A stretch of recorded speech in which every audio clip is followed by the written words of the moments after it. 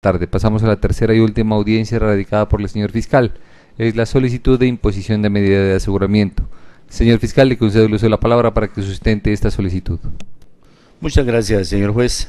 Este delegado fiscal, señoría, solicita la imposición de medida de aseguramiento en contra del aquí imputado señor Marvin Elías Caicedo Campas, identificado con número de cédula 1-111-764-557, misma consistente en lo preceptuado en el artículo 306, 307, literal A, numeral primero.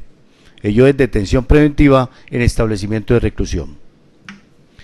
Y ello, señoría, desde luego, haciendo alusión a la inferencia razonable de autoría o participación, la necesidad de la medida frente a los fines constitucionales y la clase de medidas de un test de proporcionalidad. Pero para ello debe cumplirse antes, como requisito sine qua non, dos factores. Uno de ellos objetivo, implícito en el artículo 313 de la Ley 906/2004, el cual indica la procedencia de la detención preventiva. Satisfecho pues los requisitos señalados en el artículo 308, procederá a la detención preventiva en establecimiento carcelario en los siguientes casos. Y hago alusión al numeral segundo, en los delitos investigables de oficio, caso que nos ocupa, y desde luego cuando el mínimo de la pena prevista por la ley sea o exceda de 4 años. Aquí estamos hablando que esa pena mínima a imponer supera de manera sobrada ese quantum punitivo de 4 años, pues estamos hablando de una pena de 10 años, 6 meses de prisión. Cumplido y surtido ese factor objetivo, me remito entonces al otro factor que es el subjetivo, implícito en el artículo 308. Y de ahí tengo que hacer énfasis a lo implícito en el inciso inicial del 308, que de los elementos materiales de prueba, la evidencia física e información legalmente obtenida, se desprenda o se evidencie o se infiera de manera razonable la autoría o participación del imputado ante la medida a la cual se le ha enrostrado en audiencia precedente, pues el fiscal general, su delegado, solicitará ante el juez de control de garantías la imposición de dicha medida. Evidentemente, señoría, tal cual, de acuerdo a los elementos con los que cuenta en la carpeta este delegado fiscal, podemos evidenciar, para no ser repetitivo, de acuerdo a las circunstancias de tiempo, modo y lugar, que el día de ayer el aquí imputado Marvin Elías Caicedo Campas fue sorprendido y aprehendido en la calle 30 Norte, avenida Segunda BN 29, las afueras de la terminal de transporte de esta ciudad. De ello se desprendió tal situación cuando este ciudadano fuera sorprendido transportando en 2 maletas 4 paquetes de gran tamaño, una sustancia vegetal misma para cannabis o marihuana. Y ello lo certifica, señoría, ese informe, pues inicialmente el acta de hechos del capturado, el acta de incautación y el informe investigador de campo, donde la perito química Lorena del Pilar Rodríguez indica evidentemente y certifica que esa sustancia da un peso final después del peritaje realizado a la misma, da un peso neto de 14.799 gramos, misma positiva para material vegetal, cannabis o marihuana. Esas circunstancias hacen o resalta la inferencia razonable, señoría, frente a la presunta autoría o participación del aquí imputado. Pero el legislador me solicita que vaya más allá del simple hecho de esos elementos materiales, evidencia física e información legalmente obtenida. Al menos debe cumplirse uno de esos 3 requisitos, y ello como fin constitucional, mismos preceptuados en el artículo 308, del 1 al 3, y ahí indudablemente hago énfasis en el numeral segundo. que el imputado constituye un peligro para la seguridad de la sociedad o de la víctima. Y ello me remite, señoría, al 310 de la misma obra, modificado por la 1760-2015, donde me indica que para estimar si la libertad del imputado representa un peligro futuro para la seguridad de la comunidad, además de la gravedad, analizamos la gravedad, señoría, y evidentemente, tal cual como está planteada la situación hoy, frente a este flagelo y vulneración de las personas más sensibles y más que expuestas, como es la niñez, la infancia, el consumidor adicto y enfermo de estos estupefacientes, señoría, vemos que realmente a nivel nacional y a nivel mundial estamos pues dando definitivamente la batalla en contra de este flagelo. Quizás esta persona es uno de los eslabones del cual se compone esa cadena delictiva, lo cual se desprende inicialmente de un cultivo, un procesamiento, almacenamiento, distribución, transporte, comercialización y venta. Este ciudadano, desafortunadamente, para él quizás es un eslabón más de esa cadena delictiva. Ello deviene y se desprende del contenido final de ese numeral primero del 310. Probable vinculación con organizaciones criminales. Señoría, aquí estamos viendo de que, pues, de acuerdo a la cantidad incautada a este ciudadano, pues no estamos hablando de una dosis de más de lo permitido por el legislador. Aquí estamos hablando de casi 15 kilos, señoría. Daño total para una cierta cantidad de personas, las cuales el daño sería fatal. Con eso estamos invitando, señoría, a todos los entes y todos los estamentos, porque esa es la señal definitiva que nos hacen nuestros superiores y a nivel nacional. Vamos a erradicar y a atacar de frente, señoría, este flagelo y todos sus derivados. Los grandes capos, líderes delincuenciales de estas bandas, vamos a irle cortando las raíces, señoría, y esas aristas de una vez por todas.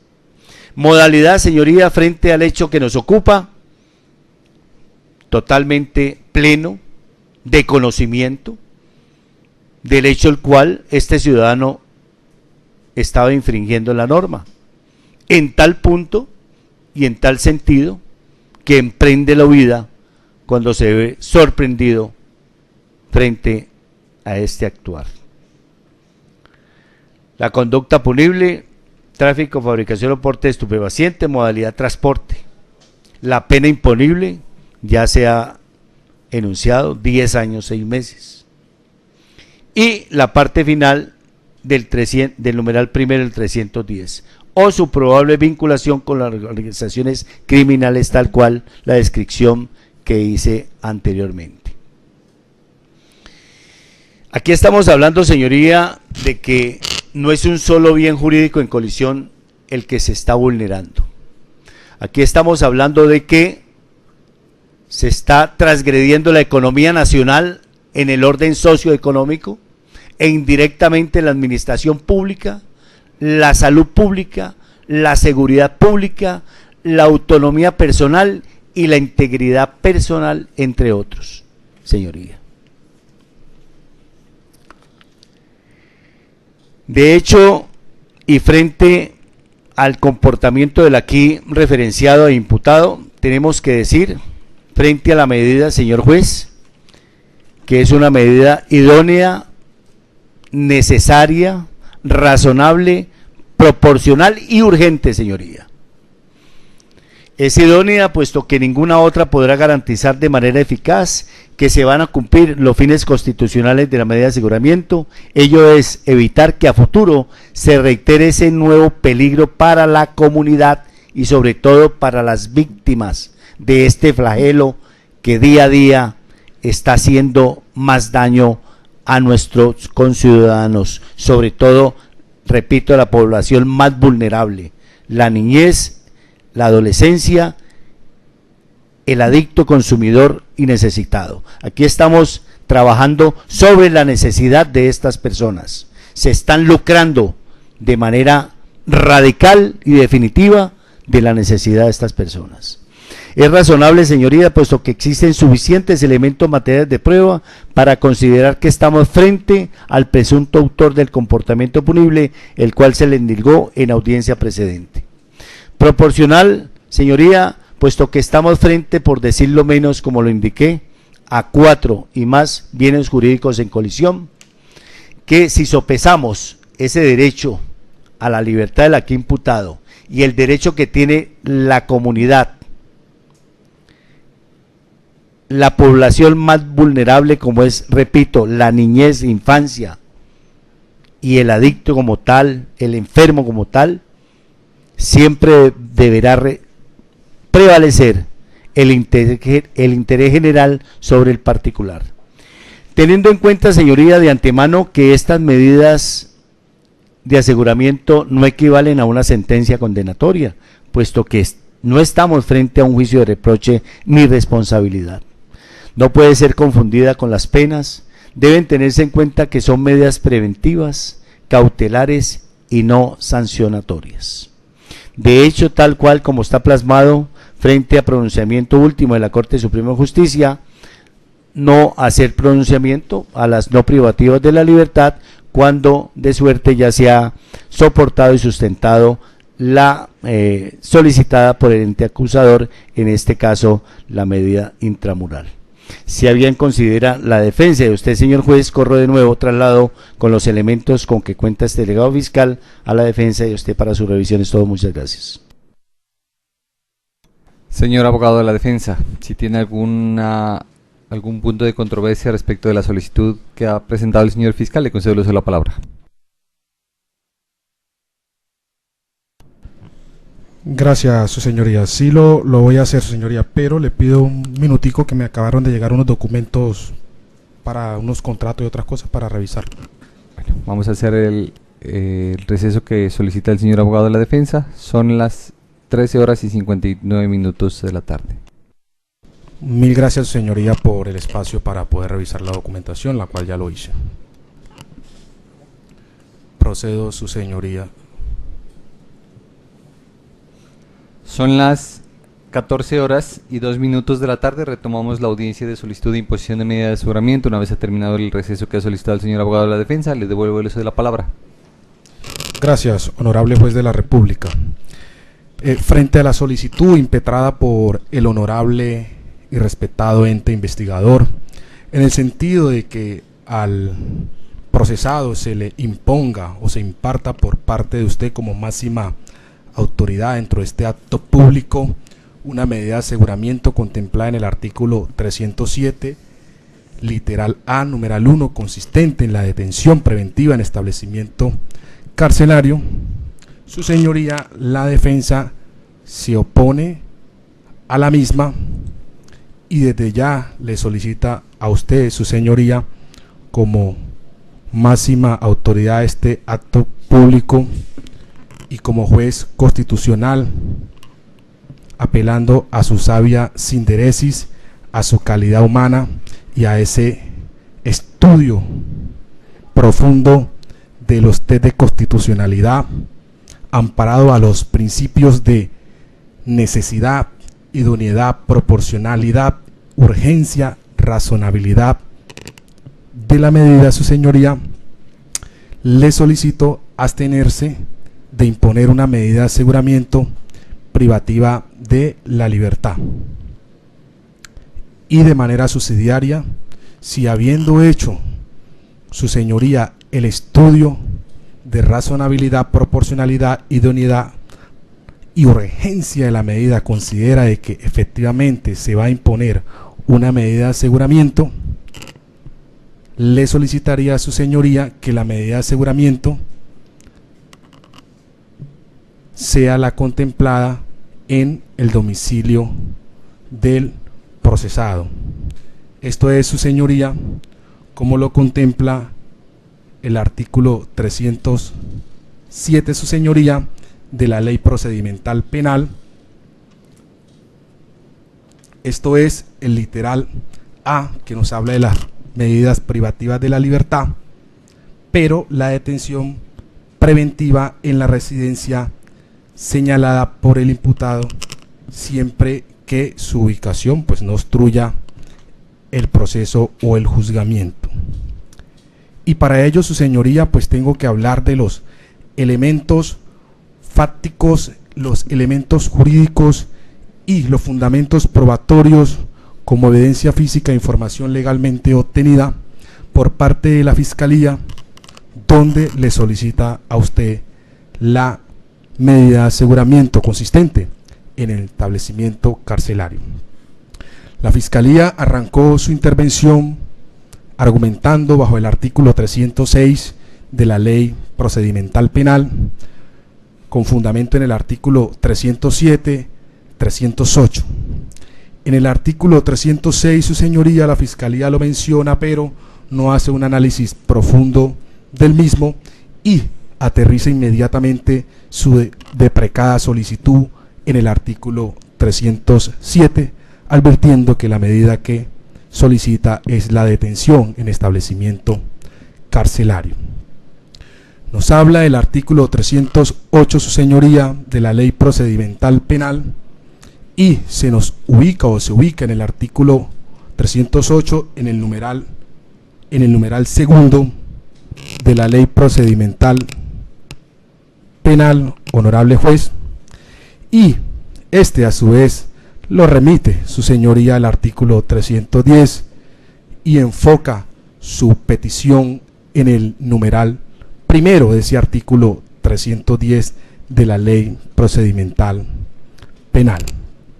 Referente al artículo 306, su señoría, sí debo decir, su señoría, que es de gran importancia y relevancia hacer el estudio de este artículo, toda vez, su señoría, que el legislador ha establecido que debe darse un elemento profundo como lo es que la medida demuestre su urgencia. Cuando hablamos de urgencia, su señoría, esto nos lleva a entender que la urgencia es ya, que no se puede esperar más nada, que es ahora, que es lo único que hay, que es lo que se requiere. Y para ello se debe argumentar muy bien, toda vez, su señoría, que la urgencia va en el sentido de que no se exista ningún otro elemento, que habiendo revisado todas las clases de medida, todas las clases de protección, la única que proceda sea la del honorable fiscal que ha deprecado ante su solicitud. A eso se refiere, su señoría, la urgencia. En caso contrario, su señoría, manifiesto de que no es urgente imponer una medida, toda vez que, pues a pesar de que la Fiscalía no lo mencionó, me parece que debió mencionarlo, aquí hay dos elementos muy claros, su señoría, y es primero, que el procesado no tiene antecedentes penales. La Fiscalía allí reposa en las pruebas, no lo mencionó, pero él no tiene antecedentes penales, lo pude observar allí, pero también tengo el certificado de la policía que no tiene antecedentes penales, no tiene ninguna anotación por parte de la policía, ni siquiera como infractor. De igual forma, su señoría, no tiene ninguna clase de proceso, ni actual, ni vigente, frente a la Contraloría, no tiene ningún proceso fiscal y tampoco tiene ningún proceso, su señoría, disciplinario. A ello, su señoría, también debe manifestarse que la Fiscalía, no entiendo por qué no lo mencionó, pero me parece que sí lo debió hacer porque está muy claro y es evidente, tanto en el informe de noticia criminal FPJ2 como en el informe ejecutivo FPJ3, donde, abro comillas, dice el patrullero Castor Pulido García John Jairo. Dentro de esas dos informes dice, esto por tal razón se entregó de manera voluntaria. Tomé solamente esa parte. Cuando dice esto por tal razón se entregó de manera voluntaria, se está refiriendo, su señoría, a mi cliente, al señor Marvin Elías Caicedo. Los dos documentos dicen que él se entregó de manera voluntaria, y quiero recalcar muy bien eso, porque a pesar de que la Fiscalía ha hecho una intervención en la imputación, a pesar de que lo hizo en la legalización de captura y ahora en la medida de aseguramiento, nunca mencionó esa frase que está en esos dos informes, que son muy clave a la hora de usted, su señoría, tomar una decisión. Y eso porque vamos a ahondarnos en el artículo 308, como muy bien la norma requiere que exista una inferencia, su señoría. Sí, efectivamente existe una teoría, existe unos elementos fácticos por parte de la Fiscalía, pero también quiero manifestarle a su señoría que el joven Marvin Elías me manifestó a mí, antes de ingresar a esta audiencia, de que efectivamente él llevaba dos maletas, su señoría, que una de esas dos maletas se la entregó el señor Andrés Mosquera, que se puede ubicar al teléfono 314-0012-311 de la ciudad de Cali, donde él el día sábado le había dicho que le prestara 200.000 pesos para desplazarse a municipio de Bucaramanga. El señor le dijo que no había ningún problema, que él se lo prestara, pero el día de ayer, cuando le dio la plata, le pidió el favor que le llevara esa maleta. El señor Andrés Mosquera le pide el favor al señor Marvin Elías Caicedo que por favor le colabore llevándole esa maleta. Partiendo él del principio de buena fe, su señoría, me dice él que tomó la maleta, no hubo ningún problema, pero que el día de ayer que se iba a desplazar, pues efectivamente, como lo menciona la Fiscalía, fue detenido por miembros de la policía, donde efectivamente miran las maletas, una de las que él llevaba la maleta, porque efectivamente me dice que sí llevaba las dos maletas, verifican que hay unos elementos, le dicen que lo va a capturar, él se aleja, pero posteriormente de manera voluntaria se allega otra vez a los policías y se entrega, tal como lo dicen los dos informes, su señoría, en la noticia criminal FPJ2 y el informe ejecutivo FPJ3, su señoría. Esto, su señoría, para establecer de que ese artículo 308 de la Ley Procedimental Penal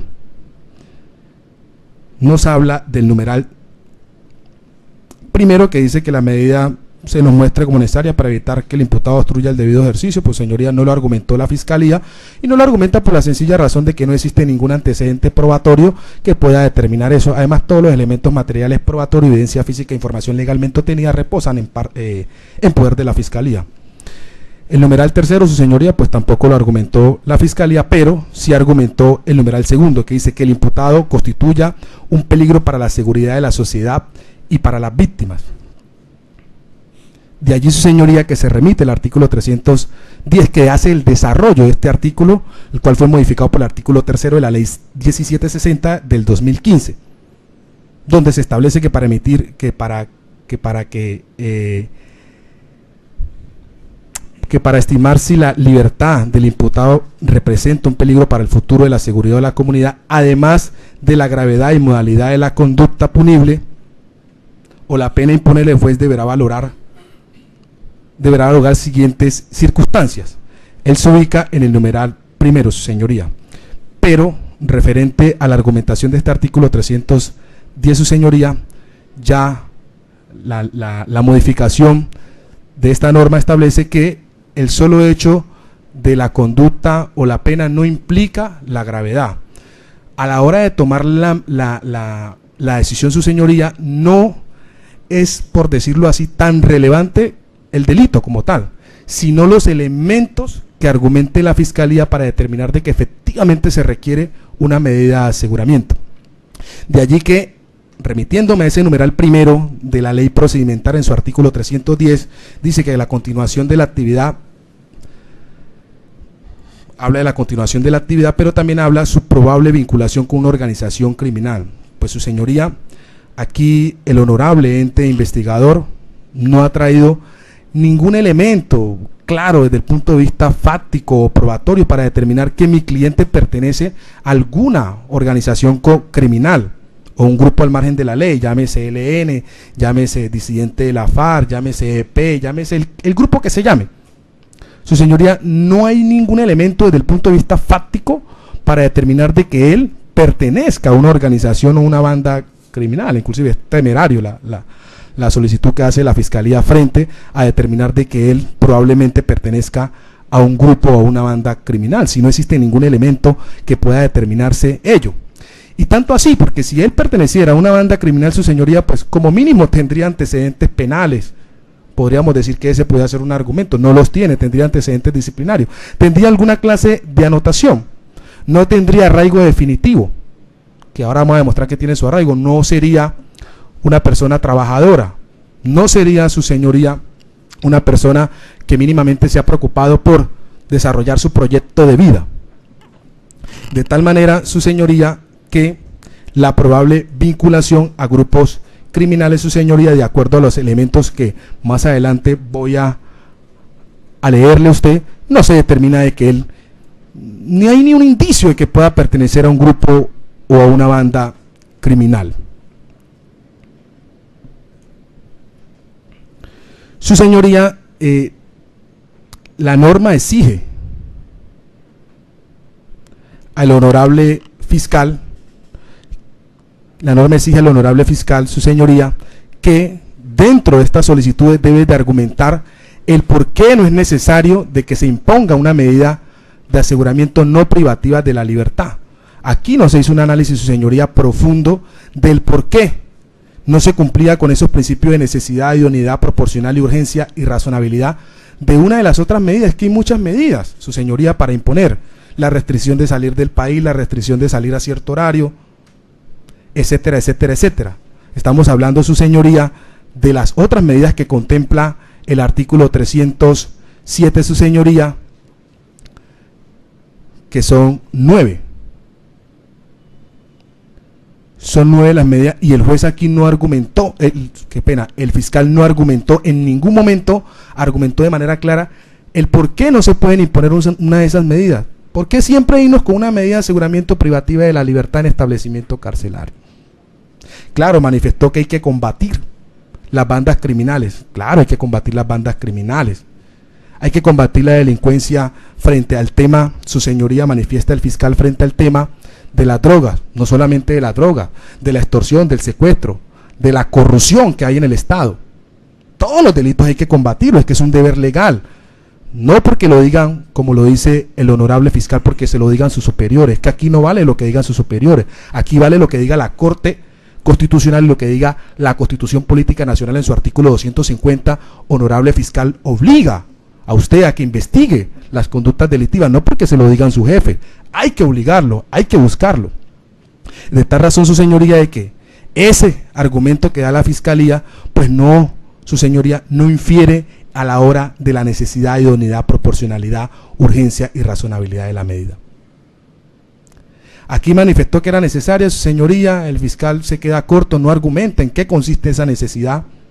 Dice que es idónea, pues no dice por qué es idónea, porque para determinar que esa es la idónea hay que hacer un test de constitucionalidad, de proporcionalidad mínimo frente a la detención domiciliaria, frente a las medidas no privativas de la libertad. Hay que hacer un test mínimo para poder decir que es la de centro carcelario y no es la de domiciliaria y no es la otra. Para yo poder decir que esa es la idónea, debo hacer un análisis mínimo de las otras. Su señoría, no se hizo por parte del honorable ente investigador. De tal manera, su señoría, que no cumple los requisitos establecidos en el artículo 307, 308, el honorable ente investigador, a la hora de argumentar desde el punto de vista fáctico, jurídico y bajo la argumentación probatoria, para que se le imponga una medida de aseguramiento privativa de la libertad en establecimiento carcelario al señor Marvin. De allí, señoría, que tengo que manifestarle que el señor Marvin tiene 2 hijos que son menores de edad. Esos hijos menores de edad pues conviven con él. Tan solo tiene una niña de, parece 6 años de edad, llamada María José Caicedo, y tiene otro niño llamado Elian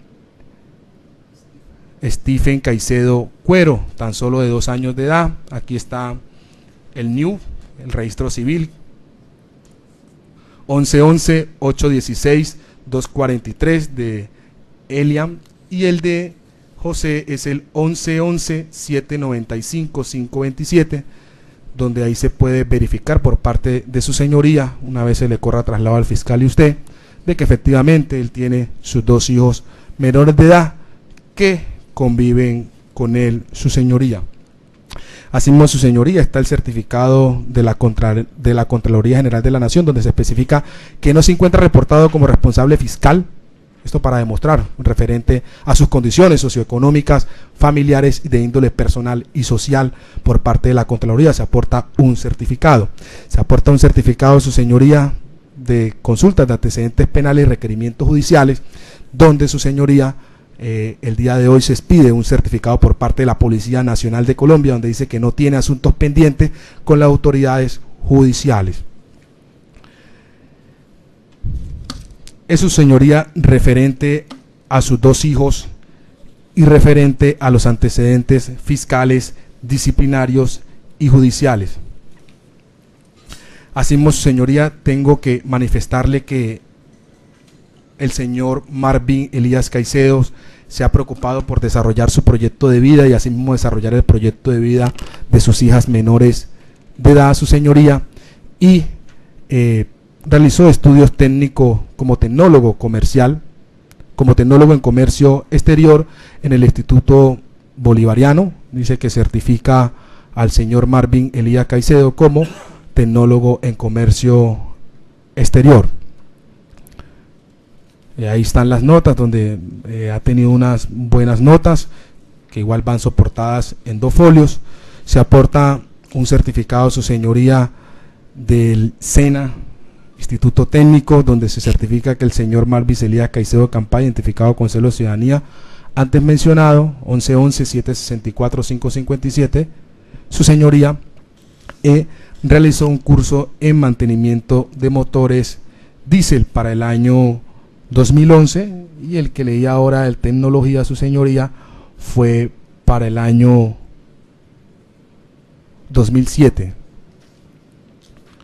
Posteriormente, su señoría, el señor Marvin Elías Caicedo tuvo la oportunidad de trabajar hasta del 2009 hasta el 2012 en Agencia de Aduanera Universales Logística. Aquí aparece el NI y la firma de la representante legal, donde certifica que Marvin Elías Caicedo Campás, identificado con cédula 1111-764-557, laboró en esta entidad. Su señoría también se identifica por parte de Data Control Portuario S.A. con NI 835-00-837, que el señor Marvin Elías Caicedo, su señoría, pues trabajó desde el año 2010 hasta el año 2011 en esa entidad. Se pide el certificado, pues tiene vigencia, se pide el certificado en el 2011, que fue lo que me logró aportar por parte de la familia. Igual forma, su señoría, se piden otros certificados de la Corporación Técnico Empresarial Instituto Bolivariano, donde certifica que realizó un diplomado en servicio al cliente. Asimismo, su señoría, para efectos de arraigo, su señoría, tenemos de que en la actualidad se me aporta un recibo de energía donde se manifiesta copia, donde manifiestan, donde este recibo podemos constatar la dirección donde vive el señor Marvin Elías. Esto es en la calle 1624-106, en el apartamento 301 del barrio Santa Elena, de la ciudad de Cali. Sí. Aquí firman contrato, lo firma lo firma la señora María Cristina Campas con cédula 1111-770, teléfono 310-710-3210. Lo firma el señor Marvin, lo firma los coarrendatarios Jefferson Salazar, lo firma Alessandra Flores. Pues no me remito, su señoría, a leer todo el contrato porque pues son muchas hojas en aras de la eficiencia y el tiempo de la intervención. Pues señoría, con estos documentos pues usted puede tener unas perspectivas diferentes frente a la condición familiar del joven Marvin, su señoría. A pesar de que tiene 30 años, su señoría no tiene antecedentes penales, tampoco tiene antecedentes disciplinarios, tampoco tiene antecedentes fiscales. Es una persona que está tratando de desarrollar su proyecto de vida, que en la actualidad no se encuentra en un trabajo formal, porque también hay que ser leal dentro de esta intervención, y más cuando me lo manifiesta él. No tiene un trabajo actual, pero me dice él que se dedica a la venta de carnes, toda vez de que esto le genera pues recursos mínimos como para él poder subsistir mínimamente en su casa y poder brindarle el estudio, cariño, amor a sus hijas menores que conviven con la madre de él, toda vez de que él no convive con la madre de los menores, pero sí convive con la madre de él, o sea, la abuela de las menores. En este caso él es el que pues confronta todas las situaciones alimenticias que se deben dar en un hogar. De allí, su señoría, que reitero mi petición, acogiendo de manera parcial, en segunda opción, acogiendo de manera parcial la solicitud de la Fiscalía de que si es necesario, señoría, yo pido que no se le dé ninguna medida, pero si es necesario que se le imponga una medida de aseguramiento, señoría, acojo de manera parcial la solicitud de la Fiscalía en el sentido de que sea una medida de aseguramiento privativa de la libertad. ¿Por qué digo que acojo de manera parcial? Porque le solicito, señoría, que no sea la detención en establecimiento carcelario, sino, su señoría, que sea la detención en su domicilio, su señoría, porque todos esos fines que manifiesta el honorable ente investigador, que se cumplen con la detención del señor, pues se están cumpliendo con la domiciliaria de su señoría. Todas esa argumentación de necesidad o de idoneidad, proporcionalidad, urgencia y razonabilidad, pues se cumple, su señoría, con la detención domiciliaria, y más cuando estamos frente a una persona de que goza de esa presunción de inocencia, su señoría, y que muy bien los elementos materiales probatorios, en este caso la documentación, pues nos demuestra que es padre de dos menores que su señoría requieren estar todavía en compañía de sus padres por su corta edad, y también su señoría que está tratando de desarrollar su proyecto de vida, y que muy bien se lo ha explicado, señoría, no se puede, ni hay ninguna clase de indicio ni elemento que pueda determinar de que se cumple ese artículo 308, numeral 2, que nos remite al artículo 310, numeral 1, que hable de la probable vinculación a un proceso.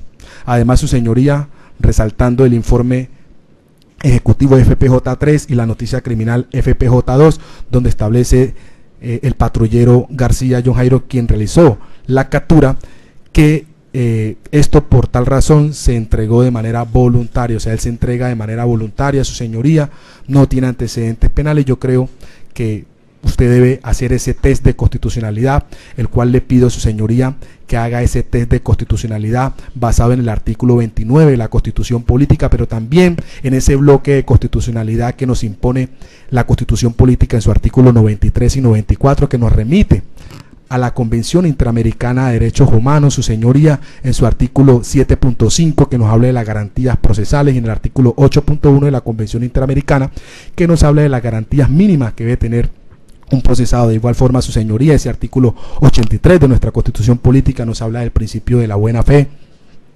y la misión que tiene usted como juez constitucionalidad, como juez de constitucional y de control de garantía y como máxima autoridad dentro de este acto público, su señoría, me permito pedirle de la forma más respetuosa y reitero, su señoría, que haga ese test constitucionalidad, de necesidad, de idoneidad, de proporcionalidad, de razonabilidad, pero sobre todo, su señoría, de urgencia, y que allí, su señoría, usted pueda darle la mínima viabilidad a la solicitud de la detención en el domicilio del señor Marvin, toda vez de que se cumplen todos esos principios que solicita el ente, el honorable y juicioso ente investigador, la cual, reitero, acojo de manera parcial.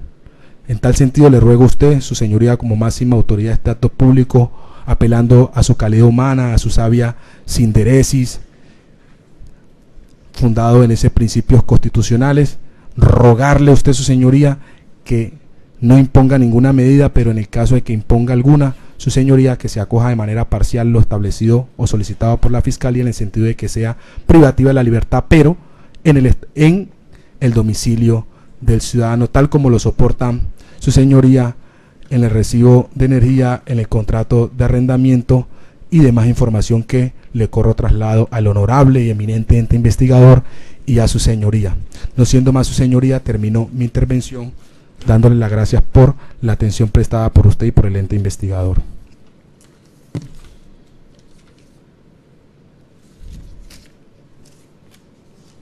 Señor fiscal, si se va a referir respecto al traslado que está haciendo el señor abogado de la defensa, le concedo el uso de la palabra.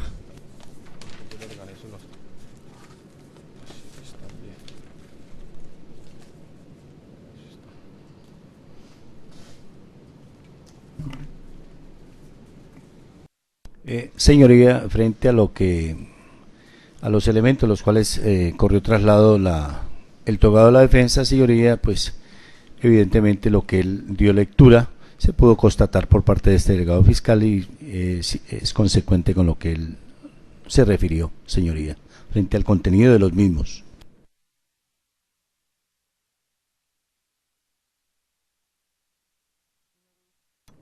Una vez escuchadas las intervenciones que anteceden y revisada la documentación de la cual se ha corrido traslado, se procede a tomar la decisión que en derecho corresponda.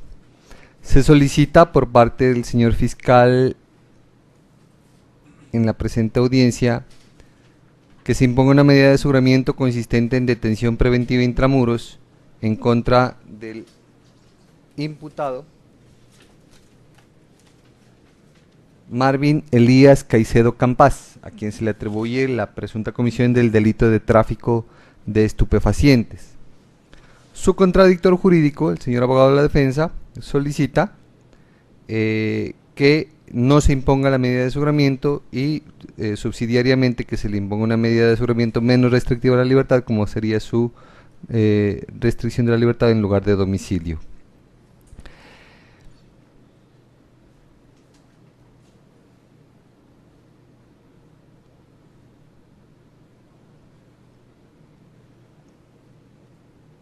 La libertad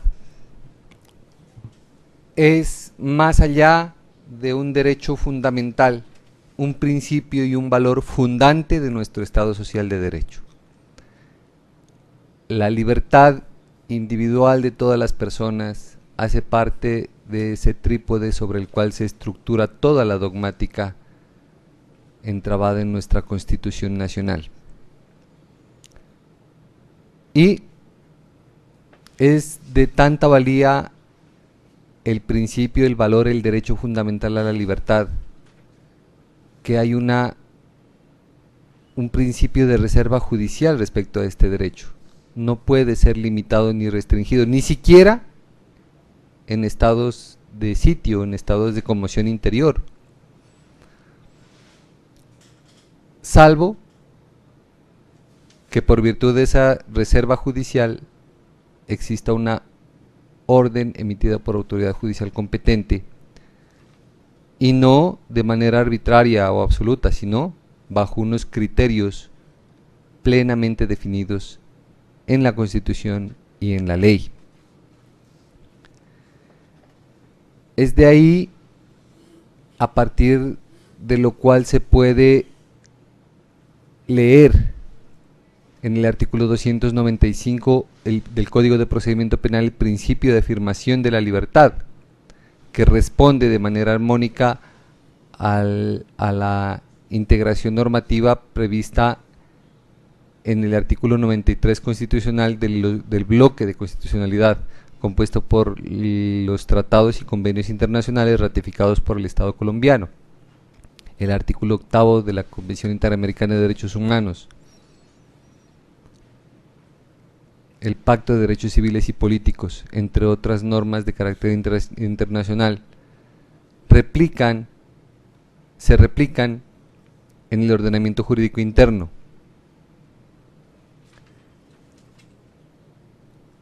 De esa manera, leemos verbigracia en el artículo 2 de la Constitución Nacional, que son fines esenciales del Estado, entre otros, garantizar la efectividad de los principios, derechos y deberes consagrados en la Constitución. De la misma manera, en el artículo 28 de la Carta Superior, que establece que toda persona es libre, nadie puede ser molestado en su persona, en su familia, ni reducido a prisión, ni arresto, ni detenido, ni su domicilio registrado, sino en virtud de mandamiento escrito de autoridad judicial competente.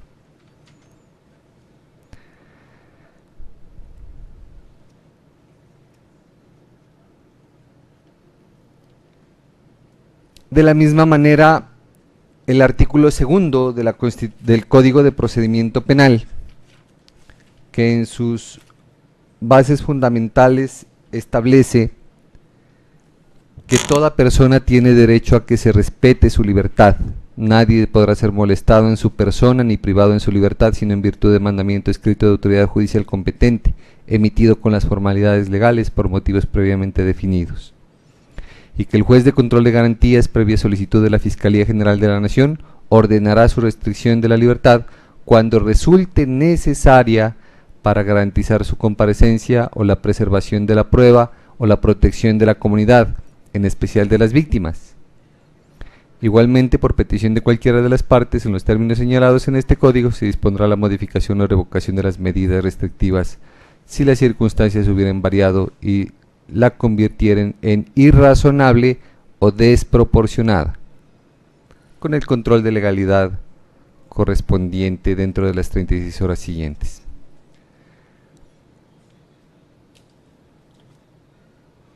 Entonces, de esa lectura muy por encima, muy general, podemos aterrizar las disposiciones de los artículos 295 y 296 del Código de Procedimiento Penal. Las disposiciones de este código que autorizan preventivamente la privación o restricción de la libertad del imputado tienen un carácter excepcional.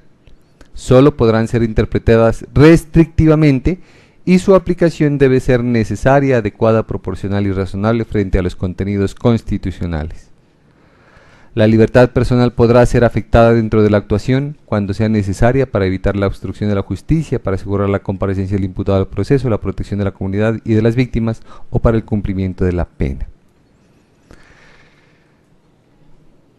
Bajo ese esquema general, decantando la excepcionalidad de las medidas cautelares que restringen la libertad del imputado o de la persona que enrostra a la administración de justicia, pasamos a analizar a continuación el caso concreto y verificar si para el señor Marvin Elías Caicedo Campas es posible la restricción de su libertad como una medida cautelar, es decir, si se cumplen esos fines superiores que darían legitimidad y de la misma manera sobrepasarían de manera suficiente el control de constitucionalidad a dicha medida.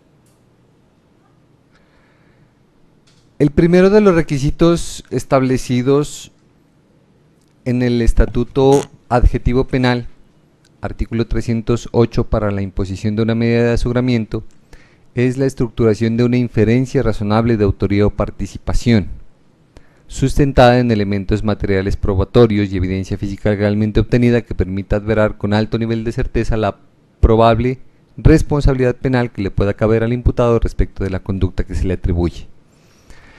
Y es un primer requisito que esta judicatura lo advierte plenamente cumplido para el presente caso.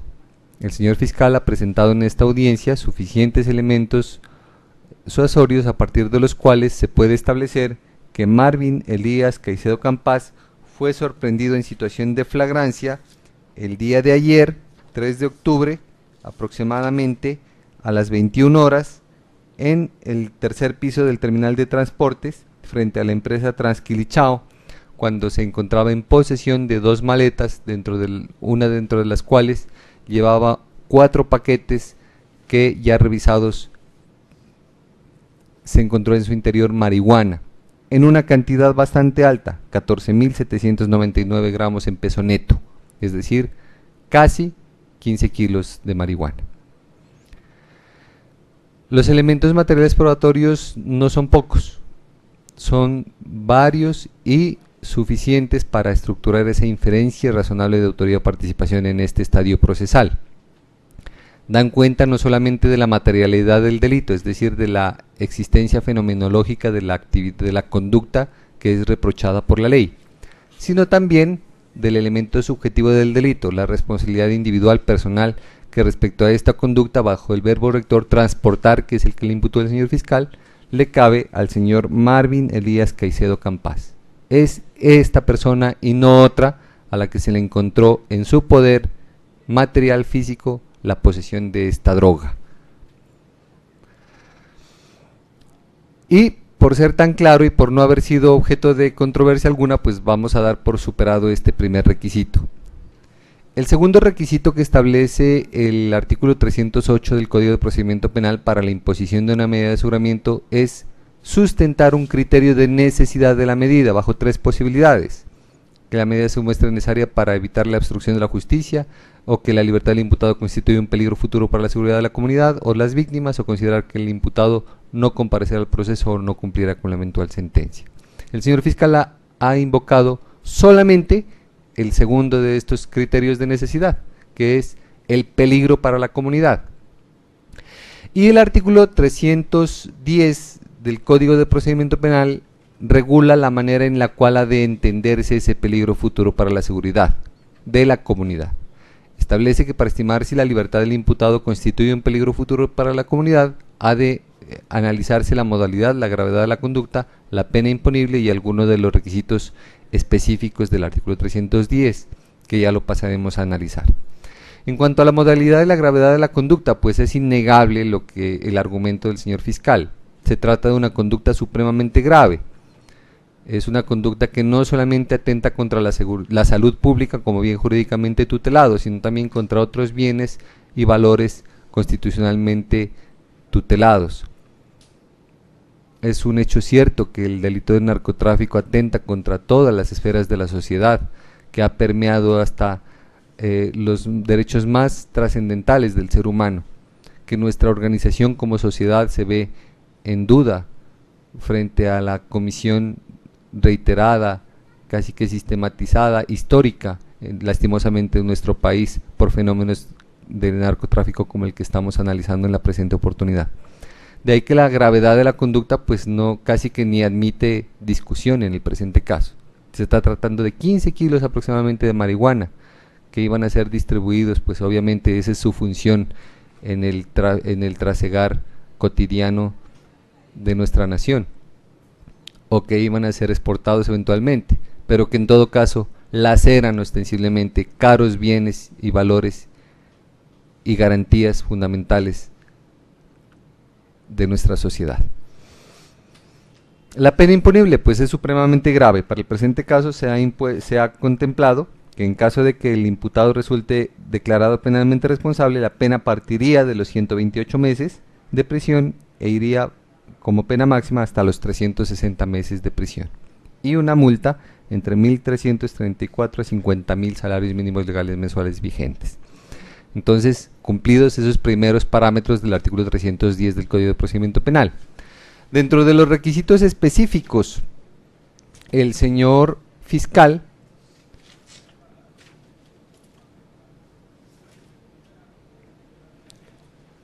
establecía que se puede cumplir el requisito de la probable vinculación con organizaciones criminales o la pertenencia a un grupo de delincuencia organizada. Y hace esa abstracción jurídica tomando en cuenta, o para el caso concreto, trae esa abstracción jurídica considerando, pues, bajo criterios de la experiencia, del sentido común, se entiende, de que el delito de narcotráfico no es posible que sea desplegado por una sola persona, sino que necesita una articulación entre varias personas, que es una cadena de producción y de distribución o de comercialización en la cual pues participan varias personas, sin lugar a dudas que ello es así.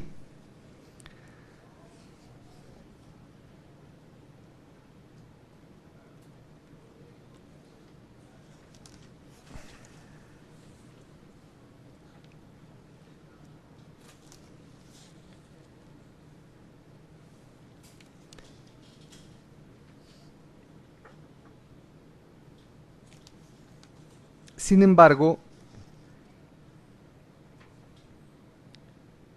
existe un criterio jurisprudencial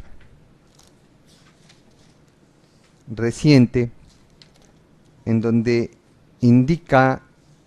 se indica que para efectos de invocar la probable vinculación con organizaciones criminales no es suficiente la mera enunciación, sino que habrá de demostrarse de alguna manera o acreditarse la existencia de la organización criminal o el vínculo que el imputado pueda tener respecto a la misma. Es decir, que no resulta de recibo la mera abstracción de la probabilidad sin sustento básico demostrativo.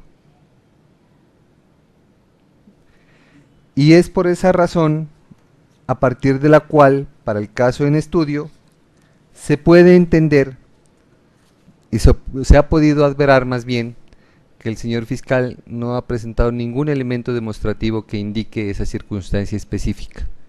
Solamente la mera enunciación de que podría pertenecer a una organización criminal, pero ningún elemento demostrativo que dé lugar a acreditar, o al menos, no ni siquiera acreditar, a tener una inferencia de que podría ser así. Y eso pues salta a la vista. No se necesita mayor análisis o profundidad en cuanto a los elementos argumentativos y demostrativos presentados en esta audiencia para adverarlo así. No se ha presentado ningún elemento que acredite la posible pertenencia a una organización criminal o a una delincuencia organizada. Entonces es por esa razón a partir de la cual esta judicatura no considera que se encuentre acreditado alguno de los requisitos específicos del artículo 310 del Código de Procedimiento Penal de los invocados por el señor fiscal. Ahora, bueno, ese sería un elemento suficiente para dar por no acreditado el criterio de necesidad invocado por el señor fiscal en esta audiencia, para efectos de la imposición de la medida de aseguramiento. Pero si en gracia de discusión avanzamos en el análisis, porque lo que pasa es que los elementos necesarios para la imposición de una medida de aseguramiento, y más aún, si esta medida de aseguramiento es restrictiva de la libertad, no se quedan ahí. El legislador ha establecido unos elementos cada vez más exigentes que es imperioso revisarlos, analizarlos para cada caso concreto a la hora de imponer una medida de aseguramiento restrictiva de la libertad.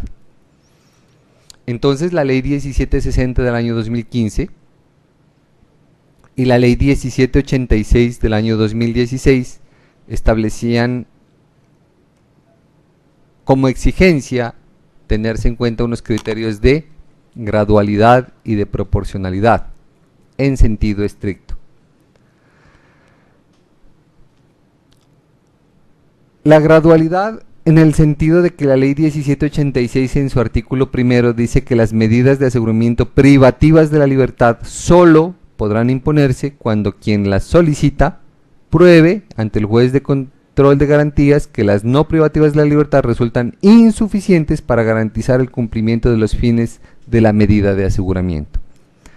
Y hagamos el hincapié aquí de que de la falta de técnica legislativa en que incurre el legislador en este artículo, o en este parágrafo más bien, a la hora de decir pruebe, porque no se puede probar cosas hacia futuro evidentemente. La tarea de probar es propia de la sede de juzgamiento, de conocimiento, en el juicio oral, cuando el elemento material probatorio es sometido al tamiz de la controversia. Entonces ahí se puede hablar de prueba. Es por ello que en sede de control de garantías hablamos de demostración o acreditación a través de no pruebas sino elementos materiales probatorios. Entonces, esta es una carga argumentativa que de la revisión tranquila de la sustentación del señor fiscal, pues también salta a la vista que no se cumplió. El señor fiscal no abordó de manera suficiente esta tarea argumentativa para demostrar que no existe una medida de aseguramiento menos invasiva a la libertad que pueda cumplir con ese fin constitucionalmente válido, que el único que invocó era el peligro para la comunidad, que ya hemos visto que de la misma manera, a partir del principio de argumentación en el sistema penal acusatorio, no se abordó. Pero también la ley 1760 del año 2015, en su artículo segundo decía o imponía otro presupuesto aún más incisivo en esos criterios de proporcionalidad en sentido estricto y de gradualidad. Decía lo siguiente: la calificación jurídica provisional contra el procesado no será en sí misma determinante para inferir el riesgo de obstrucción de la justicia, el peligro para la seguridad de la sociedad o la víctima, o la probabilidad que el imputado no comparezca al proceso o que no cumplirá la sentencia. El juez de control de garantías deberá valorar de manera suficiente si en el futuro se configurarán los requisitos para decretar la medida de aseguramiento sin tener en consideración exclusivamente la conducta punible que se investiga. Entonces, ¿qué tenemos ya revisando ese contenido legal para el caso concreto? Tenemos que el argumento del señor fiscal se centró única y exclusivamente desde el punto de vista demostrativo en la calificación jurídica provisional que él como titular de la acción penal ha activado en la presente oportunidad. Entonces, claro, y con toda la razón, el señor fiscal hacía mención que el delito que se imputa es supremamente grave, que hay una situación de flagrancia, que la pena es supremamente alta, que se trata de 14.000 gramos y más, de 14.799 gramos de marihuana que le fueron incautados al imputado. Pero entonces esa carga argumentativa hace eco a la calificación jurídica provisional: tráfico, fabricación o porte de estupefacientes, verbo rector, transportar. Pero ¿qué otro hecho indicador da lugar a considerar el peligro para la comunidad? Aparte de la imputación que se le está haciendo al señor Caicedo Campás, que lo haya sustentado el señor fiscal en esta audiencia.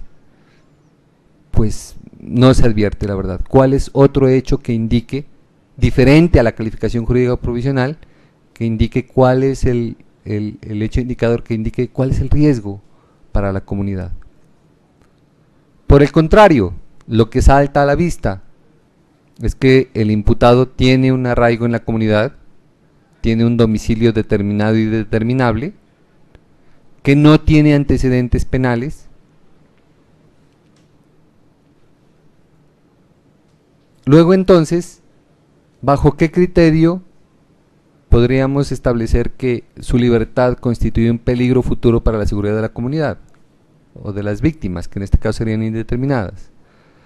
Entonces, pues esta judicatura advierte que no hay ningún otro criterio que pueda sustentar suficientemente ese punto medular para la imposición de una medida de aseguramiento. Entonces es por esa razón a partir de la cual el legislador colombiano y de la misma manera la Corte Constitucional, la Corte Suprema de Justicia en su sala de casación penal hacían eco y hacían énfasis. La medida de aseguramiento no constituye una pena anticipada. La medida de aseguramiento no tiene como función sancionar al imputado, condenarlo antes de una sentencia. Es así como toda la estructuración dogmática de nuestro ordenamiento jurídico indica que el principio de la presunción de inocencia no puede ser retórico, que la persona que se encuentra enrostrando a la administración de justicia no solamente debe decírsele que debe ser presumido como inocente, sino que debe tratarse como inocente hasta tanto no sea declarado penalmente responsable. Y ese principio de presunción de inocencia también hace eco a los principios y valores y garantías fundamentales de defensa, del debido proceso.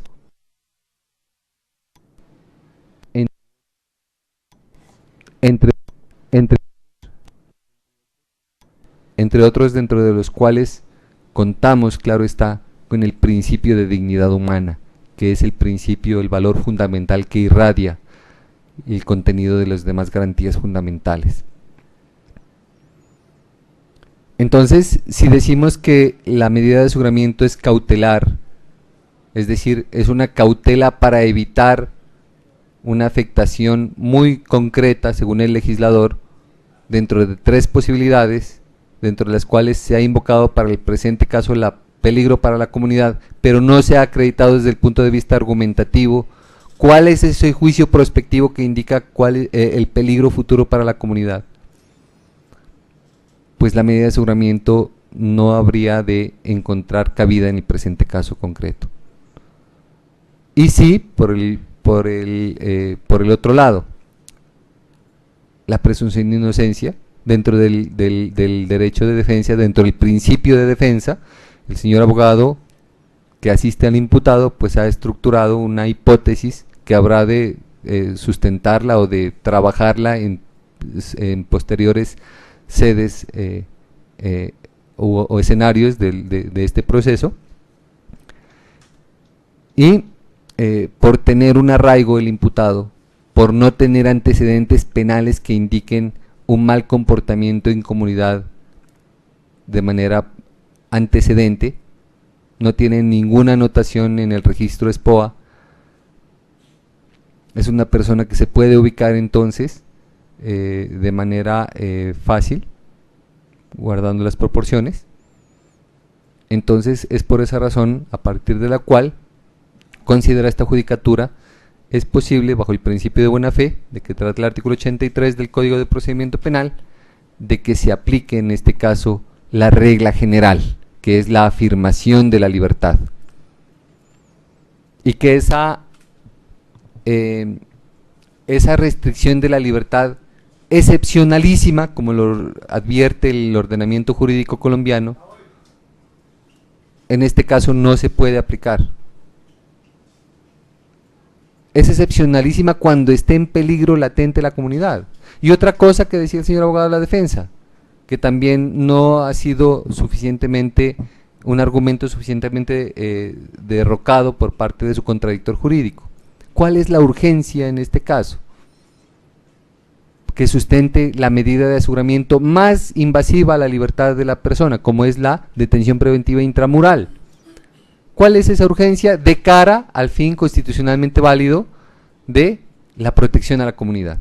Entonces, ese es un punto medular en la argumentación del señor fiscal que no fue suficientemente abordado en esta disertación, en este debate.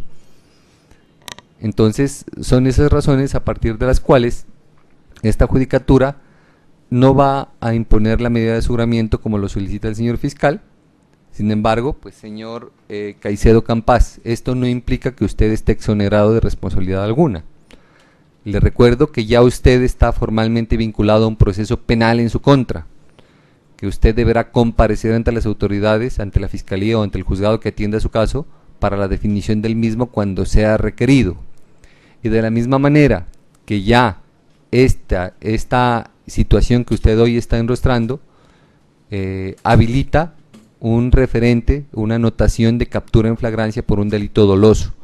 Entonces usted deberá, lo primero y lo más razonable, lo más sensato, observar una buena conducta individual, familiar y social, en particular respecto de la conducta que hoy se le está imputando por parte del señor fiscal. En mérito de lo expuesto, el Juzgado 29 Penal Municipal de Cali Valle, con funciones de control de garantías, resuelve no acceder a la solicitud de imposición de medida de aseguramiento de detención preventiva intramuros solicitada por el señor fiscal por las razones que ya se han establecido. La consecuencia de esta disposición judicial es la declaratoria de libertad para el imputado Marvin Elías Caicedo Campas, por las razones ya anotadas. Esta decisión se notifica a los distintos sujetos procesales en estrados. Contra la misma proceden los recursos de ley. Señor fiscal. Señoría, solicito se me permita hacer uso del recurso de apelación. Señor abogado de la defensa. Conforme de manera integral en su decisión, señor juez. Bueno, señor fiscal, le concedo el uso de la palabra para que sustente su recurso. Gracias, señoría. Señor juez de segunda instancia, a quien corresponda por reparto de conocer del presente asunto, le solicito de manera respetuosa revocar la medida anteriormente proferida por el ACUO frente a la no imposición de medida de aseguramiento en contra del aquí imputado, señor Marvin Elías Caicedo Campas. Y esto de acuerdo a lo que manifestaba el ACUO en su intervención frente a varios aspectos. Primero, en donde se indica que, de acuerdo a la necesidad y urgencia de la medida solicitada por este delegado fiscal, que no fue otra diferente a la solicitada que a la preceptuada en el artículo 307, literal, numeral primero, detención preventiva en el establecimiento de reclusión. Esto por cuanto el aquí imputado Marvin Elías Caicedo Campas, de acuerdo al análisis en contexto hecho por este delegado fiscal frente a la intervención del ACUO, pues indica de que esta persona no ofrece un peligro para la comunidad tal cual como se sustentó y se soportó debidamente por este delegado fiscal. Señor juez de segunda instancia, tengo que indicarle lo siguiente frente a lo manifestado por el juez de primera instancia. Se sustentó esa necesidad y urgencia, razonabilidad y proporcionalidad de la medida, puesto que esta persona fue sorprendida y aprendida cuando se disponía o transportaba en 2 maletas 15 kilos de marihuana, más exactamente 14.799 gramos de sustancia vegetal, cannabis o marihuana. De ello se da, frente a ese sorprendimiento, la huida de esta persona, tal cual como lo refiere en sus apartes los dichos de los agentes captores, los cuales participaron en tal trámite. Y de ello hago énfasis, señor juez de segunda instancia, de los patrulleros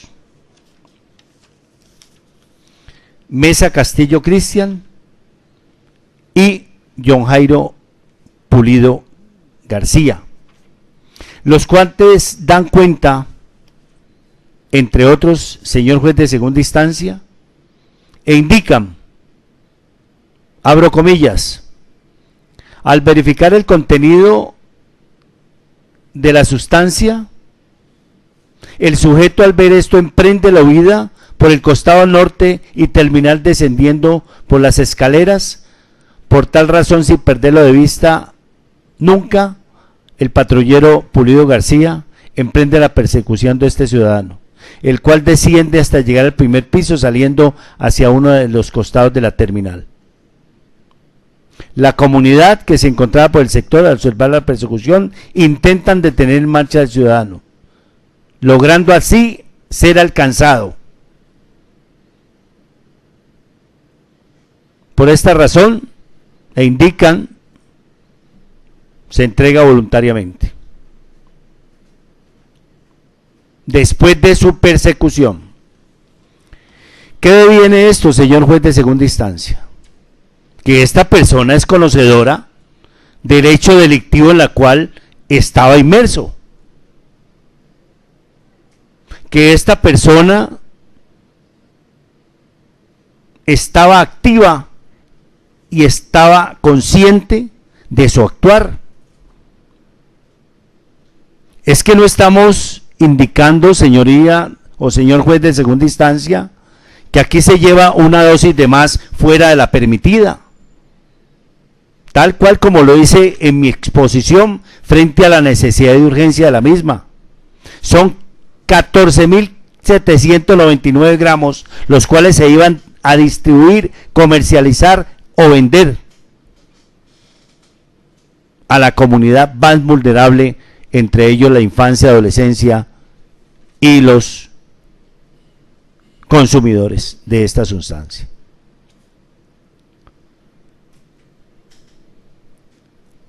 Se vierte por parte del ACUO, señoría o juez de segunda instancia, que no se abordó una medida menos restrictiva, pero es que estamos desconociendo, señor juez de segunda instancia, los pronunciamientos como lo enuncié en mi sustento o soporte argumentativo frente a la solicitud. Sentencia 98.507, magistrado ponente doctor Luis Guillermo Salazar, 31 de mayo del presente año. Sustentado en debida forma la solicitud de la medida por parte del ente acusador o delegado fiscal, no hay necesidad de abordar las enunciadas en el artículo 307 literal B, como son las no privativas de la libertad. Si bien es cierto, tal cual como se enuncia, esta persona no cuenta con antecedentes judiciales, pues presuntamente se podría aducir de que estamos frente a un infractor primario, o en consecuencia, verbo y gracia de discusión, de buenas esta persona que no ha sido capturado anteriormente frente a este mismo menester u otros actuales delictivos.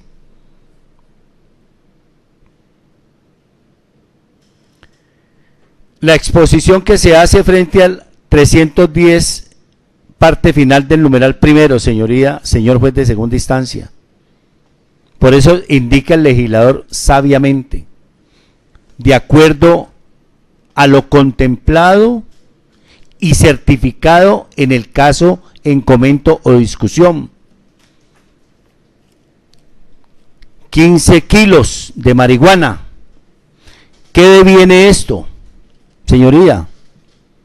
Esto deviene no de otra cosa diferente, sino de una banda criminal o una cadena delictiva, tal cual como se sustentó y se soportó, que deviene un cultivo, un procesamiento, un almacenamiento, distribución, transporte, comercialización y venta. Esto no es una dosis personal, señor juez de segunda instancia. No, y no podemos mirarlo de manera aislada. El comportamiento por el cual se le está enrostrando aquí al aquí imputado.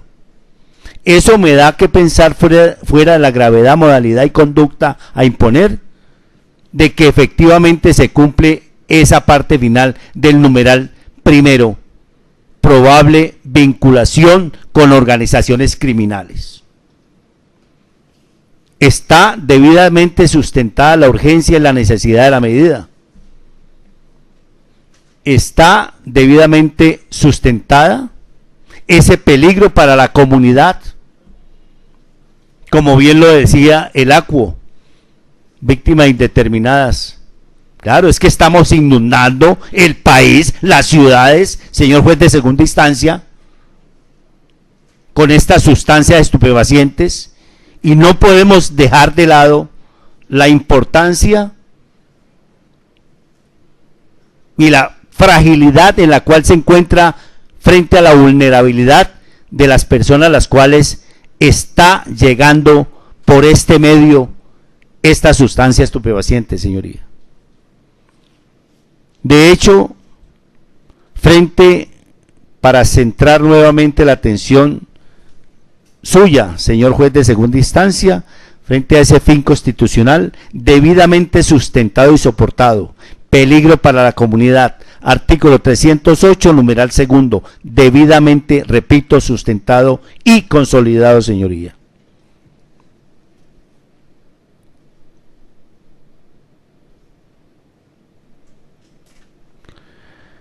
Se argumentó y se evidenció la inferencia razonable, elementos materiales de prueba, los cuales demostraron que fue el señor Marvin Elías Caicedo Campas a quien se le sorprendió, aprendió después de darse a la huida del lugar de los hechos, los 15.000 gramos de marihuana, exactamente peso neto 14.799.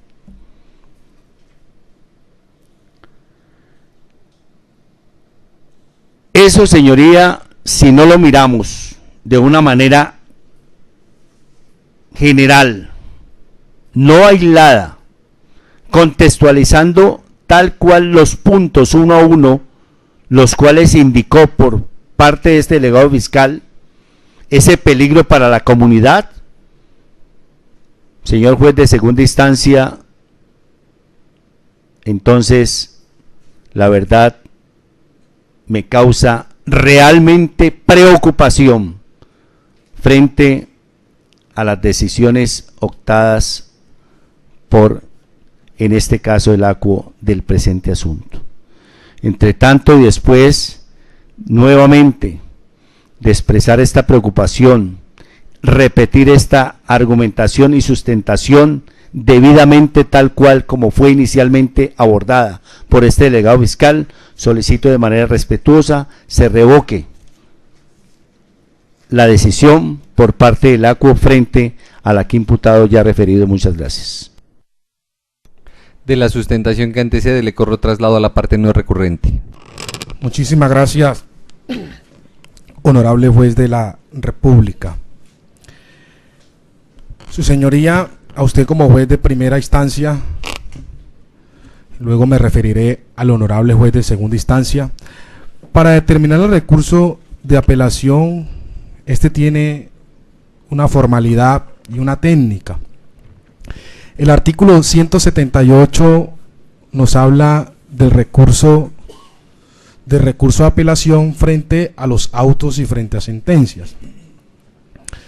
Pero ello debe una argumentación a la hora de interponer un recurso, por lo tanto le solicito desde ya al juez de primera instancia que declare desierto el recurso, sino al juez de segunda instancia, que en este caso corresponde a la máxima autoridad de segunda instancia frente a la apelación, como lo es el juez de segunda instancia, juez penal del circuito, con funciones de control de garantía para tomar decisión frente a esto. Y es lo primero, carece el honorable ente investigador de la técnica a la hora de sustentar el recurso de apelación. Toda vez de que cuando su señoría se impetra un recurso de apelación, debe atacarse los errores fácticos, los errores jurídicos, argumentativos, el análisis de los principios y de la ley que ha hecho el juez de primera instancia. O sea, no vale volver a argumentar lo que ya se argumentó porque eso se sabe. Se necesita es atacar la decisión del juez de primera instancia. Decir cómo se equivocó el juez de primera instancia, qué errores cometió, qué ley no interpretó, qué elemento no recopiló y por qué tomó una decisión no ajustada a los principios y parámetros del bloque de constitucionalidad, como muy bien lo hizo el juez de primera instancia, abordando la Convención Interamericana, como muy bien lo dijo en su artículo 8.1, y luego hizo un análisis, señor juez de segunda instancia, que en ningún momento ha abordado el ente investigador, solamente se ha dedicado a repetir lo mismo que dijo en su intervención a la hora de solicitar una medida de aseguramiento, pero no ha atacado los elementos que ha mencionado el fiscal, que ha mencionado, señor juez de segunda instancia, que ha mencionado el ACUA. El juez de primera instancia, como muy pocos funcionarios a la hora de tomar una decisión, ha hecho un análisis a partir del bloque de constitucionalidad y luego lo aterriza a la ley. Acoge ese bloque de constitucionalidad haciendo la interpretación en las normas constitucionales, principios constitucionales, y luego por el tema jerárquico baja a la ley procedimental y a la ley penal para hacer un análisis sobre ese tema. De aquí que muy bien tomó su decisión el honorable juez de primera instancia, su señoría de segunda instancia, y hizo un análisis primero de los fines esenciales del Estado. Se refirió al artículo 2 de la Constitución Política Nacional y hizo un profundo análisis de este artículo 2 que nos habla de la libertad. Posteriormente, dentro de la parte dogmática de la Constitución Política, abordó el artículo 28 de la Constitución Política que nos habla de la libertad. Y hizo ese análisis constitucional. Desarrolló su señoría posteriormente el artículo 2 de la ley penal que nos habla de la libertad. Asimismo, hizo un profundo análisis del artículo 295 y 296, donde nos habla de la parte excepcional a la hora de que a una persona se le prive de su libertad. Y explicó de manera clara, precisa, muy metodológicamente, de manera pausada, de manera clara, los fines superiores y constitucionales del Estado, bajo la normatividad que acabé de mencionar. Explicó muy claramente el principio de necesidad, el principio de proporcionalidad y la urgencia. De igual forma, la razonabilidad de la medida. Cuando ya hizo toda esta ilustración a partir del bloque de constitucionalidad y de la ley penal, señor juez de segunda instancia, abordó de manera concreta la intervención que hizo el honorable ente investigador y la intervención que hizo la defensa, haciendo un análisis profundo del artículo 308, esto es, dentro de la estructura que exige el mismo. Habló muy claramente, señor juez de segunda instancia, el juez de primera instancia, de la inferencia razonable. Y como muy bien lo dijo el juez de primera instancia, no es objeto de discusión de que al señor lo hayan capturado en flagrancia, de que exista algo denominado marihuana por más de 14.000 gramos. Está la inferencia razonable, es que eso nunca se debatió aquí. El juez de manera concreta dijo que sí existía la inferencia razonable. Así que no le da lugar a la intervención del fiscal, porque efectivamente se dijo que sí estaba la inferencia razonable. Pero es que el artículo 308, dentro de su estructura, ese es uno de los elementos.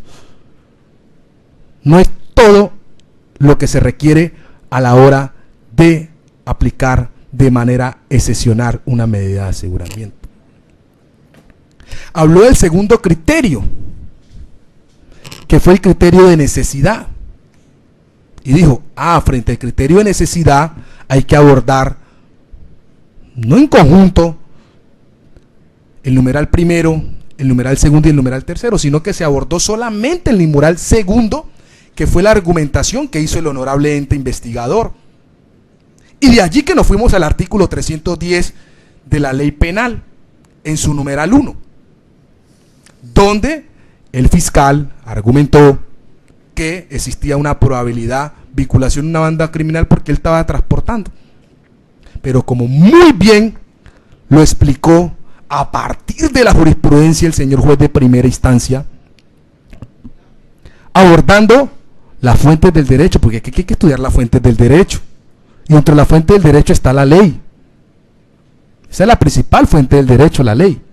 Así que hizo un análisis de la jurisprudencia, pero también hizo un análisis claro, preciso y metodológico de la ley 1760 del 2015 y de la ley 1786 del 2016. Hablando de la gradualidad, de la proporcionalidad en sentido estricto que nos habla esa norma.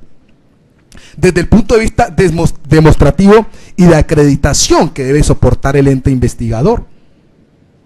De allí que no puede ahora pretender argumentar el honorable fiscal otro numeral establecido en el artículo 308, sino que tiene que ser el que el argumento porque es el objeto del debate. De allí que determinó y hizo el análisis, como muy bien lo estableció la Corte Suprema de Justicia y esas dos normatividad de la calificación jurídica, y manifestó el ente, en este caso de primera instancia, que la calificación jurídica en sí no determina de que una persona debe privársele de la libertad o debe imponerse una medida de aseguramiento privativa de la libertad en centro carcelario. Porque si no fuéramos a eso, pues no tendríamos que argumentar nada, sino que decir el señor cometió tal delito y vaya para la cárcel, el señor cometió tal delito y vaya para la cárcel. No, el legislador y la Corte Suprema de Justicia le exige a la Fiscalía y también al juez de primera instancia, su señoría como juez de segunda instancia, hacer un análisis de todos los requisitos y elementos que se necesitan. Por tal razón, aquí se hizo un análisis y se hizo un test de constitucionalidad referente al principio de necesidad, de urgencia de la medida. Test constitucional que no hizo el ente investigador dentro de su argumentación. De igual forma, se requiere de que, de manera gradualidad, o a partir del principio de gradualidad, la Fiscalía sustente el por qué no imponer otra medida, y por qué es urgente esa, y no otra, a lo que en ningún momento hizo el ente investigador. Ahora, su señor juez de segunda instancia, el ente investigador manifiesta de que no tiene antecedentes. Claro, eso lo dije yo porque dentro de la lealtad procesal no lo dijo el fiscal. De igual forma, ahora vinculó de que, como lo dijo el patrullero Pulido García, dijo que se entregó de manera voluntaria. Ahora sí lo menciona, o sea, ahora sí el ente investigador se acordó de eso. ¿Por qué no se acordó de eso a la hora de su solicitud? Pero ahora sí lo vincula, porque quedó desenmascarado dentro de la argumentación, y que ahí están los informes FPJ y la noticia criminal FPJ, tanto el 3 como el 2, donde se especifica, sí, una información que da el fiscal, pero mire la argumentación y a través de la falacia que invoca el fiscal, señor juez de segunda instancia, que siempre en su intervención lee hasta un punto, pero omite la parte que dice se entregó de manera voluntaria.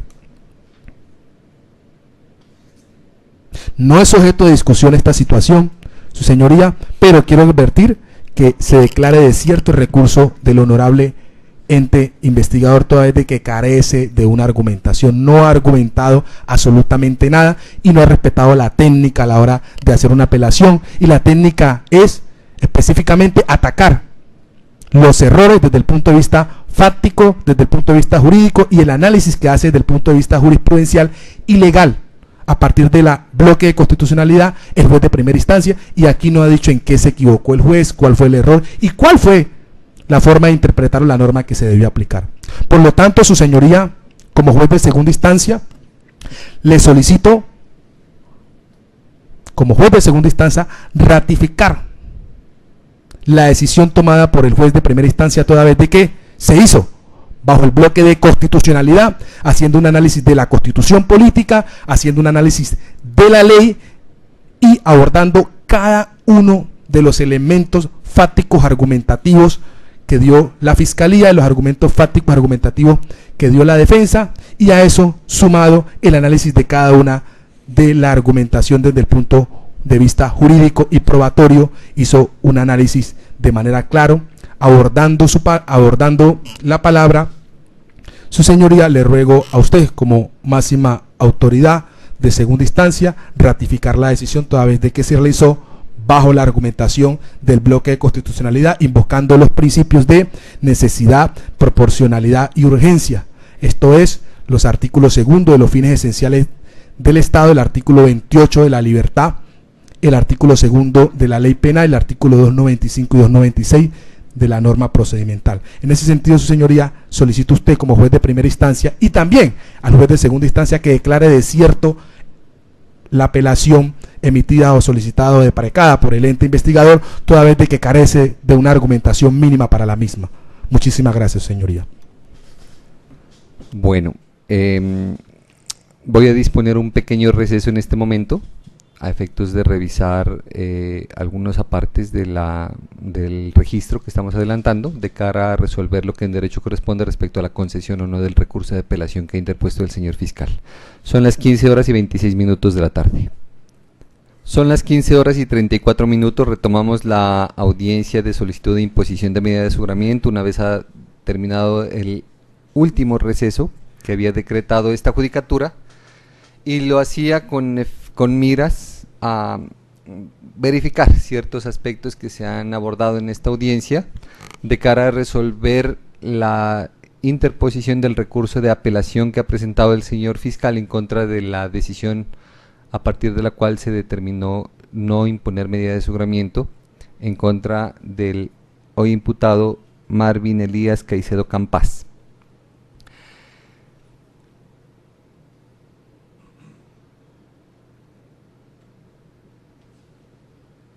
La Corte Suprema de Justicia en Sala de Casación Penal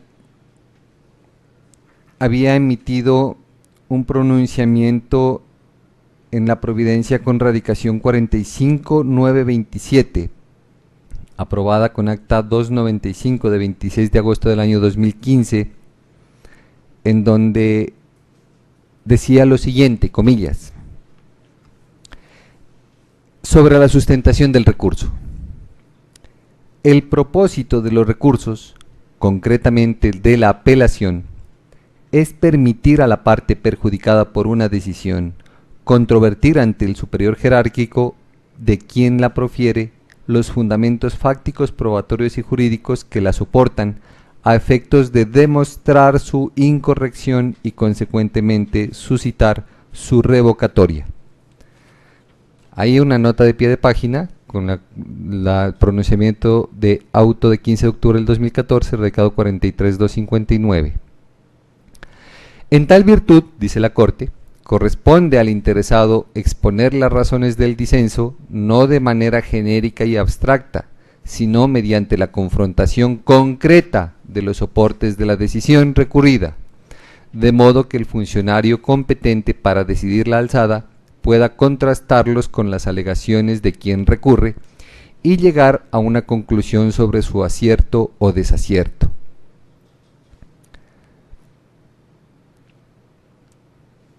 Así, la sustentación de la impugnación desde la perspectiva de la teoría general del proceso corresponde a una carga cuyo incumplimiento da lugar a que la misma sea declarada desierta.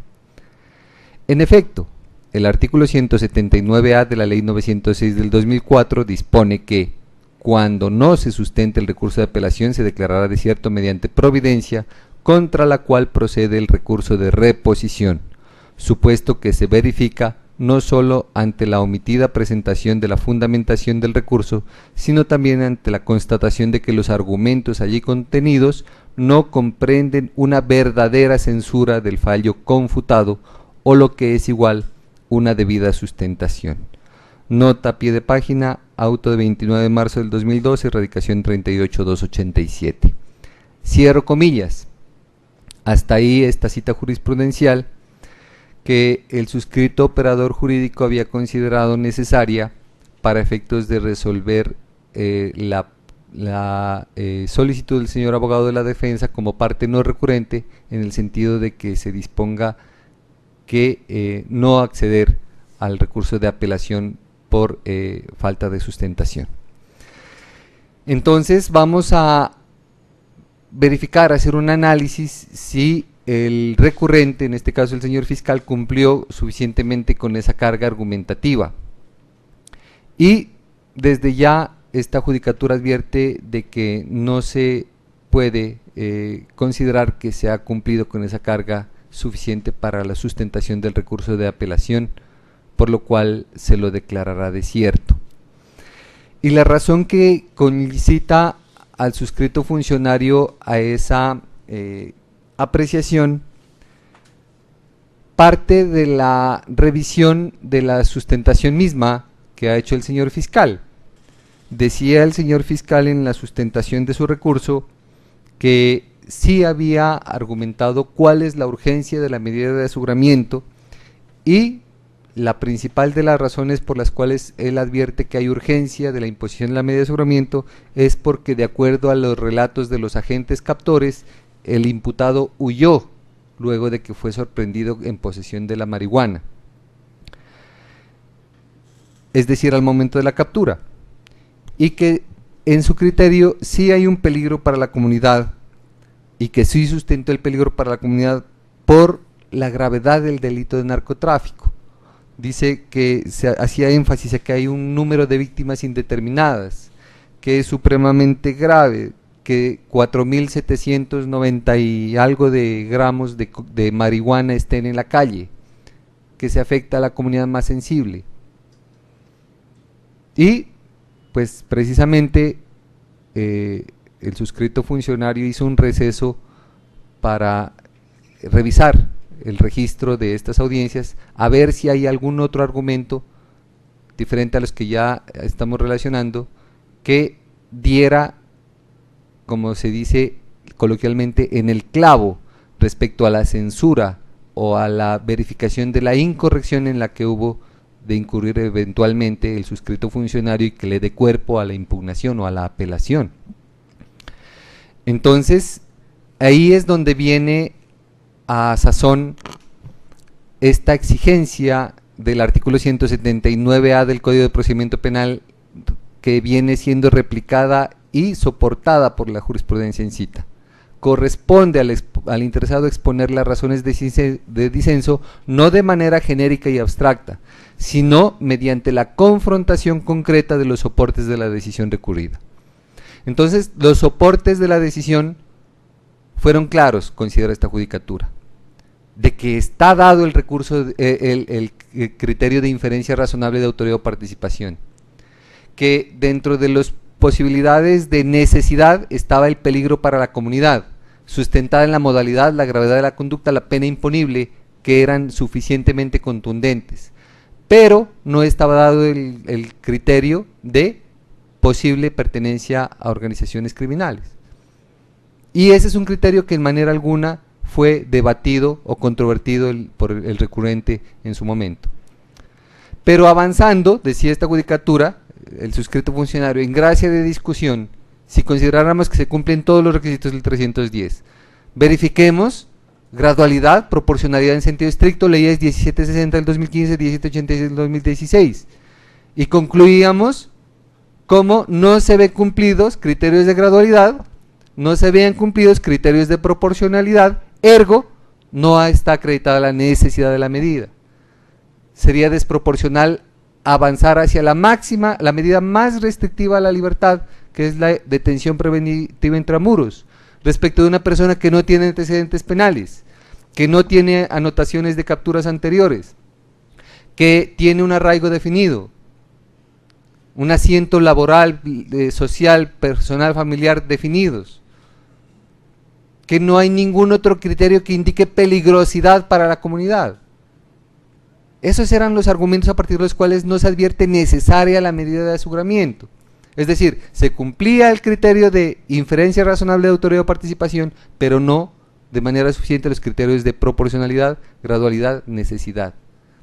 Esa es la ratio decidendi que se asume por parte del suscrito funcionario. ¿Cómo confronta esos argumentos el impugnante?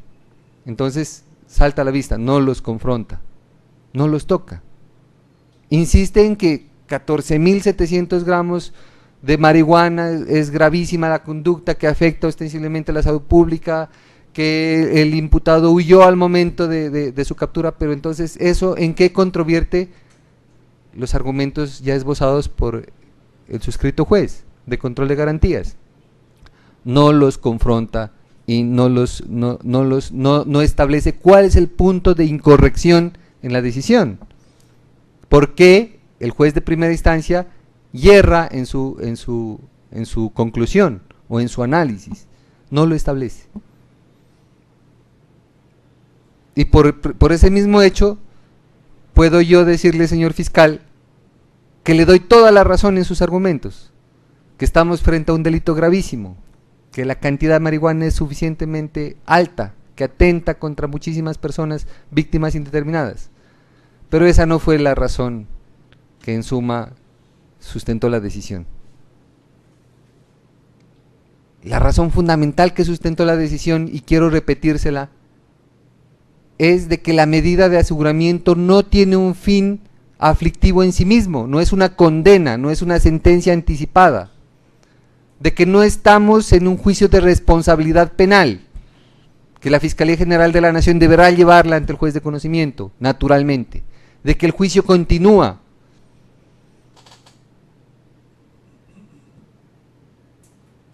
que la razón de ser de las medidas cautelares que restringen la libertad, en este caso concreto, era ver si estaba en peligro la comunidad.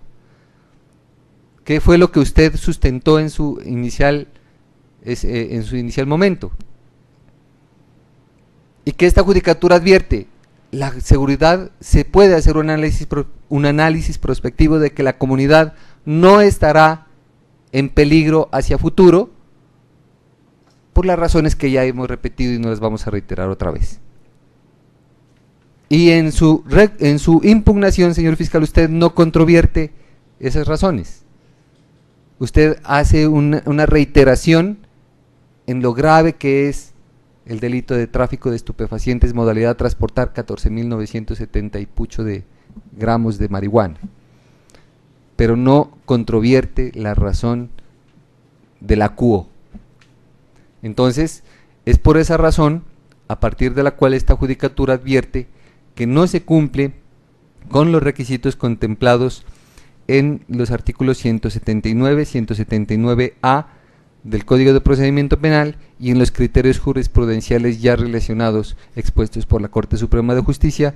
Por lo tanto, se declarará desierto el recurso de apelación y así se decreta. Contra esta decisión solamente procede el recurso de reposición. Señor fiscal.